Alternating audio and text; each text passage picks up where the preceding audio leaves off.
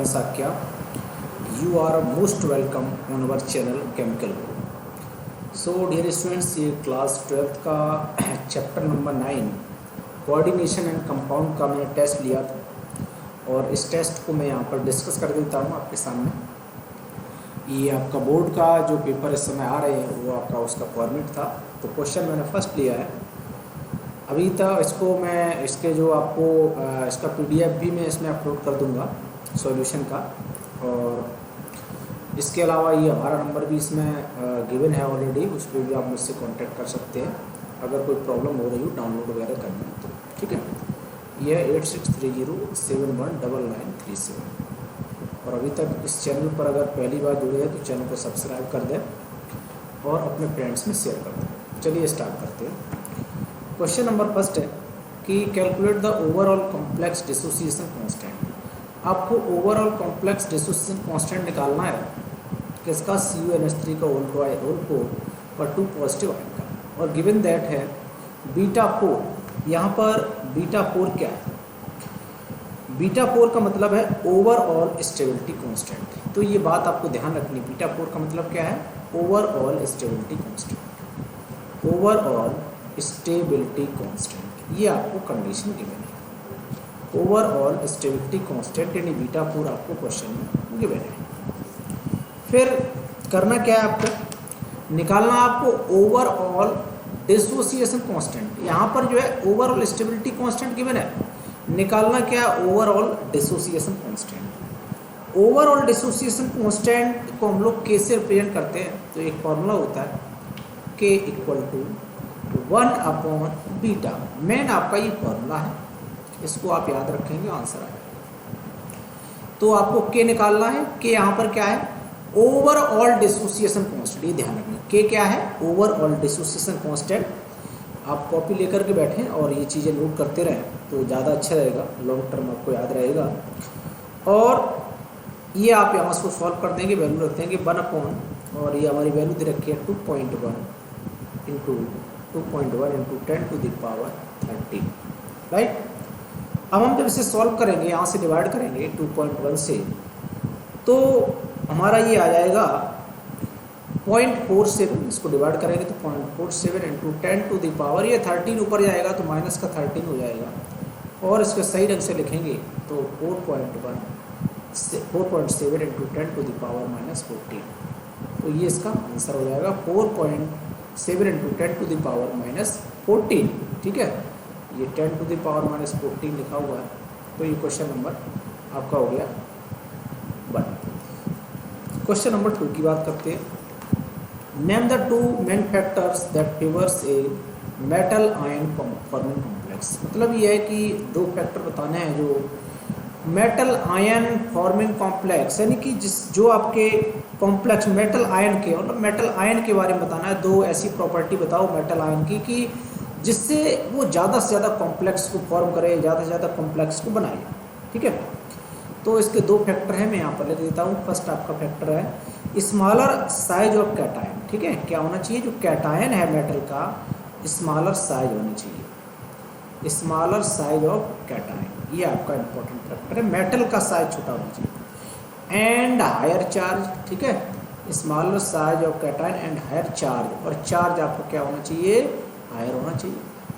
इसके बाद second point है presence of vacant d orbital. भाई ये भी कंपलसरी है, presence of vacant d orbital, presence of vacant d orbital.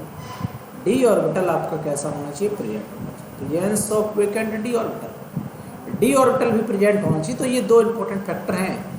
अगर ये फैक्टर सेटिस्फाई करते हैं किसी मेटल आयन के लिए, तो हम कहेंगे कि ये जो है आपका क्या है?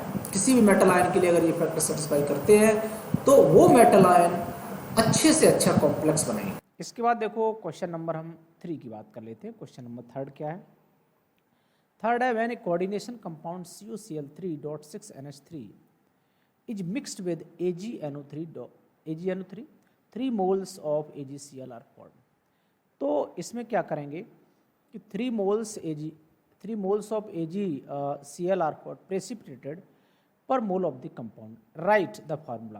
तो इसको ध्यान से समझने वाली बात हमारी ये है कि यहाँ पर जो कोऑर्डिनेशन कॉम्प्लेक्स आपको गिवन है, ठीक है, ये कॉम्प्लेक्स रिएक्शन करा दो आप AgNO3 के। तो मैं रिएक्शन यहाँ पर करा रहा हूँ, ध्यान से देखना। CO और Cl3.6NH3। अब आपको यहाँ पता नहीं है कौन चीज़ कोऑर्डिनेशन के स्फीयर है, कौन कोऑर्डिनेशन स्फीयर के बाहर है, कौन कोऑर्डिनेशन स्फीयर के अंदर है, लेकिन आपको हिंट दे रखी है जिससे आप आइडिया लगाएंगे, पता लगाएंगे क्या चीज़ कोऑर्डिनेशन स्फीयर के अंदर है और क्या कोऑर्डिनेशन स्फीयर के बाहर है। ये कह रहा है कि 3 moles of AgCl are precipitated. AgCl जो आपके बन रहे हैं वो कितने बन रहे हैं? 3 मोल्स AgCl बन रहे हैं। ये 3 मोल्स AgCl ये इंडिकेट करता है कि Ag जो है वो 3Cl से क्या कर रहा है? रिएक्ट कर रहा है। और हमने एक बात बताई थी कोऑर्डिनेशन कंपाउंड में कि जो कोऑर्डिनेशन स्फीयर के बाहर आयन होते हैं जिसे बोलते हैं काउंटर आयन। कोऑर्डिनेशन स्फीयर के बाहर के जो आयन होते हैं वो आयन क्या करते हैं? वो आयन आपके आयोनाइज हो जाते हैं, क्योंकि कोऑर्डिनेशन जो कंपाउंड होते हैं उनमें आपका जो आयोनाइजेशन जब करते हैं तो वो कॉम्प्लेक्स आयनिक रहता है और जो काउंटर आयन होते हैं उनका आयोनाइजेशन हो जाता है। तो 3 AgCl बन रहे हैं, ये इंडिकेट करता है कि अगर हम COCl3 को अगर लिखें तो ये COCl कैसा लिखा जाएगा? CO डॉट और ये हो जाएगा NH3 का होल 6। और जो ये Cl है जो कि 3Cl AgCl बन रहे, ये जो Cl है वो कहाँ जाएंगे? बाहर जाएंगे, ठीक है। Cl जो 3Cl है वो कहाँ जाएंगे?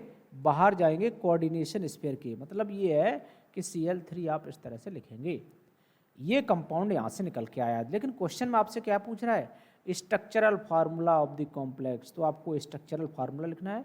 तो this is the right answer. ये आपका स्ट्रक्चरल फार्मूला हो गया, ठीक है। ये आपका स्ट्रक्चरल फार्मूला यहाँ से बन गया। दूसरी बात क्या कह रहा है? IUPAC name of the complex. तो कोऑर्डिनेशन की IUPAC हमने आपको बहुत अच्छे से डिस्कस की है क्लास के अंदर। और तो यहाँ पर कोऑर्डिनेशन का इसका क्या होगा भाई? IUPAC नेम की अगर मैं बात करूँ, ठीक है, तो आप बड़े आराम से बता सकते हैं क्या सिस्टम होता है। सबसे पहले आप लिगेंड को अल्फ़ाबेटिकली ऑर्डर में अरेंज कर दीजिए। तो देख लेते हैं। यहाँ अगर मैं बात करूँ IUPAC नेम की इसका, तो IUPAC नेम जो हो जाएगा हेक्साअमीन है ना, 6 अमीन है, तो आप कहेंगे हेक्साअमीन। यहाँ से बनेगा आपका हेक्साअमीन। और हेक्साअमीन के बाद देखो अब क्या करेंगे? मेटल आयन लिखेंगे, है ना, लिगेंड फिर मेटल आयन। मेटल आयन का मतलब हो गया कोबाल्ट। कोबाल्ट हमने लिखा, रीजन है क्यों लिखा कोबाल्ट? क्योंकि अगर मैं इसको डिसोसिएट करूँगा इन चीज़ को तो हमारा Cl3 नेगेटिव होगा और जो हमारा कॉम्प्लेक्स आयन है वो कैटायन की फॉर्म बनेगा। इसलिए हम यहाँ पर कोबाल्टेट ना लगा के केवल कोबाल्ट लिखेंगे। अगर ये हमारा डिसोसिएशन करने के बाद जो कोऑर्डिनेशन जो कॉम्प्लेक्स आयन है वो नेगेटिव आयन बनता तो मेटल के साथ हम लोग 8 ऐड कर देते थे। तो यहाँ पर बन जाएगा हेक्साअमीन कोबाल्ट। अब बात आती है कि मेटल की ऑक्सीडेशन स्टेट कितनी है यहाँ पर, क्योंकि देखो Cl का -1 होता है और NH3 एक न्यूट्रल लिगेंड है, इसकी ऑक्सीडेशन स्टेट 0 होती है। तो इधर आपका ऑल ओवर जब निकालेंगे तो कोबाल्ट का कितना आ जाएगा? +3 आ जाएगा। कोऑर्डिनेशन स्टेट को यहाँ पर लिख देंगे तो ये आपका आ जाएगा कोबाल्ट 3। इसको रोमन न्यूमेरल में रखने का तरीका होता है। और फाइनली लास्ट में आपका क्या है? क्लोराइड। तो this is the IUPAC name. अगर आपने ऐसा लिखा है, आज मैंने टेस्ट लिया था, अगर आपने ऐसा लिखा है तो आपका बिल्कुल राइट है, नहीं लिखा है तो आप इस तरह से लिख लीजिएगा। इसके बाद देखो मैं बात करता हूँ क्वेश्चन नंबर 4 की। क्वेश्चन 4 कह रहा है what is meant by hexadentate ligand, है ना। हेक्साडेंटेड लिगेंड क्या है? Give one example. How is such ligand useful for the measuring hardness of water, है ना। वाटर की हार्डनेस को कैसे मेजर करते हैं? तो सबसे पहले अगर हम हेक्साडेंटेड लिगेंड की बात करें तो हेक्साडेंटेड लिगेंड का मतलब है इसके पास 6 डोनर एटम्स होना चाहिए। क्या होना चाहिए? इसके पास 6 डोनर एटम्स होने चाहिए। अगर 6 डोनर एटम्स हैं तो वो लिगेंड आपका हेक्साडेंटेड लिगेंड कहलाएगा। और इसके एग्जाम्पल पूछा गया तो इसका एग्जाम्पल होता है EDTA, ठीक है। EDTA ये इसका एग्जाम्पल है और इसका फुल फॉर्म लिख दो। EDTA का क्या हो जाएगा? इथाइलिन डायमीन टेट्रा एसीटेट, ठीक है। तो इसका फुल फॉर्म आप याद कर लीजिएगा, मैं यहाँ पर लिख देता हूँ। इसका फुल फॉर्म हो जाएगा ethylene diamine tetra acetate, ethylene diamine tetra acetate, ये इसका फुल फॉर्म हो जाएगा। और इसका स्ट्रक्चर कैसा है वो आप लोग बना सकते हैं, बना के ट्राई करना, नहीं आएगा तो मैं बता दूंगा। फिर कह रहा है फॉर्म कॉम्प्लेक्स अब ये तो हो गया, एग्जाम्पल भी हो गया, how such ligand useful for. अब हार्डनेस को रिमूव करने के लिए है ना, हार्डनेस को फिनिश करने के लिए क्यों यूजफुल है, किस तरह से यूजफुल है।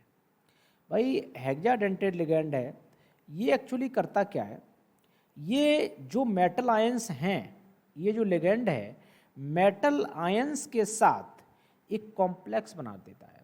इसे इसका आंसर आप इस तरह लिखेंगे कि जो EDTA है वो क्या करता है, EDTA form complex, EDTA form complex, ठीक है, किसके साथ, EDTA फॉर्म कॉम्प्लेक्स विद, ये मैं अलग से अपनी कॉपी में नोट करना, विद Ca2 पॉजिटिव आयंस और Mg2 पॉजिटिव आयन, बस हो गया। भाई हार्डनेस को रिमूव करने का मतलब क्या है, जो इसके अंदर मेटल आयंस प्रेजेंट हैं हार्ड वाटर के अंदर, उनको हम रिमूव कर दें, तो ये जो मेटल आयंस हैं वो रिएक्ट कर जाते हैं किसके साथ, ये मेटल आयंस रिएक्ट कर जाते हैं किसके साथ, EDTA के साथ।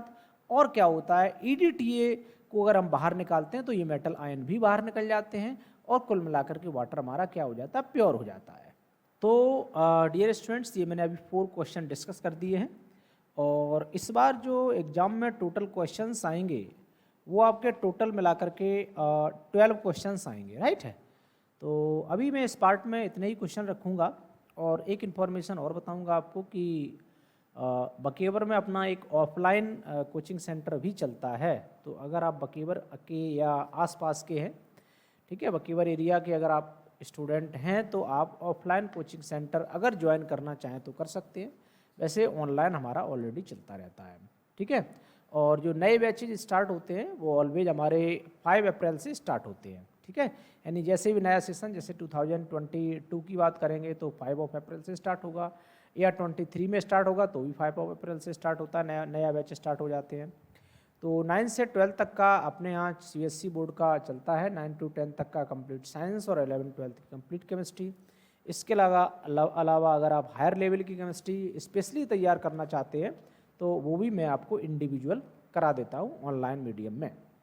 सो ओके स्टूडेंट्स, ये हमारा टेस्ट डिस्कशन का पार्ट 1 हम कर देते हैं, ये पार्ट 1 है। अभी इसके 2 पार्ट और लगेंगे तो उसमें पूरा टेस्ट डिस्कस कर देंगे। इसका आपको अगर PDF वगैरह चाहिए या कुछ भी आपको इससे रिलेटेड इन्फॉर्मेशन, इसका सॉल्यूशन वगैरह डायरेक्ट चाहिए तो वो भी आप हमसे यहाँ से कांटेक्ट कर सकते हैं। बाकी मैंने यहाँ डिस्कस कर ही दिया है, तो इसको अपने फ्रेंड में थोड़ा सा शेयर करिएगा, चैनल को लाइक सब्सक्राइब कर दीजिएगा। तो ओके, थैंक यू, जय हिंद, जय भारत।